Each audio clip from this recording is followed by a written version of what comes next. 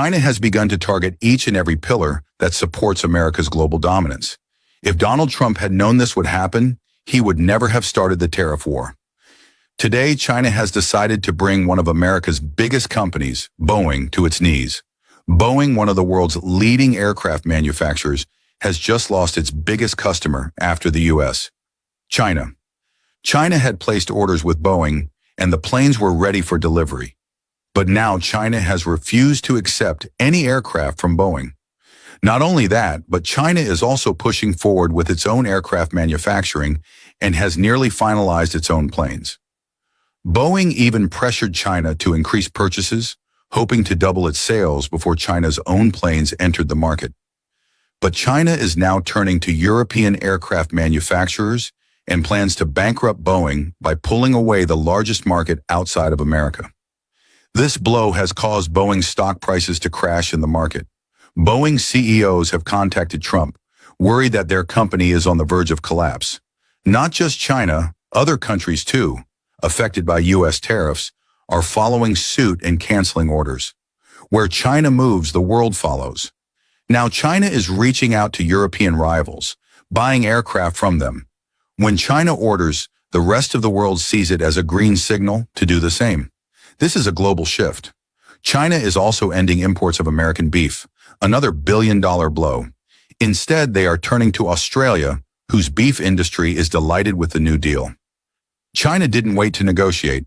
They simply shifted their orders. China had fully prepared the aircraft deliveries with Boeing, but after being tariffed, they canceled everything. It's a direct message. We will go elsewhere. There are two types of trade deals: individual and state-to-state. Rare earth elements, for example, are traded state-to-state. China exports about $600 billion worth of these materials. It's now turning state-level deals into political statements. Soon, China may stop buying iPhones. At first, Trump imposed restrictions on Apple, then lifted them, then reimposed tariffs.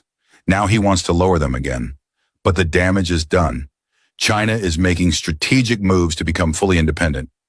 Look at Iran. Despite sanctions, they build their own cars, weapons, and systems. China is investing over $450 billion in Iran. Iran has reached a point where even with global sanctions, it thrives with Chinese and Russian support. America asked Iran to transfer its enriched uranium to Russia as part of the nuclear deal. Iran refused, saying, "How can we trust you won't back out tomorrow? We'll keep it here." This shook Trump. He thought Russia would help pressure Iran, but Iran boldly said no. Alliances shift quickly. Yesterday's friend could be tomorrow's enemy. Trump underestimated the global reaction. Europe once opposed China. Now they're doing business with China instead of the U.S. The beef industry is shifting to Australia. China is even talking to Yemen for new product imports.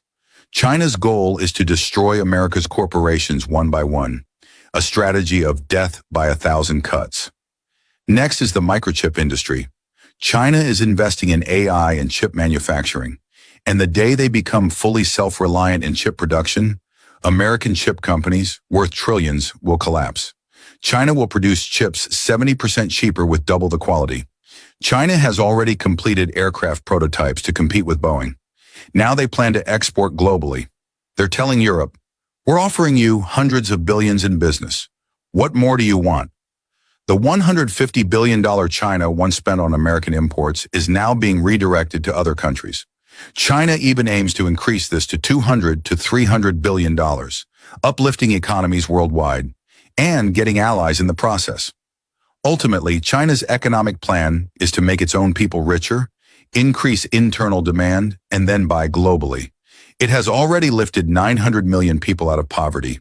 A richer China means a stronger market, and that means more global buying power. In conclusion, China has made a clear decision to cripple America's corporations one by one. Boeing is just the beginning. Once a customer is lost, even removing tariffs won't help. And China knows, if they back down now, America won't spare them later. So China is creating new sellers and buyers, expanding trade, and offering huge business to countries ready to work with them. Rare earth elements were the first strike. Boeing is the second. The final collapse? Yet to come.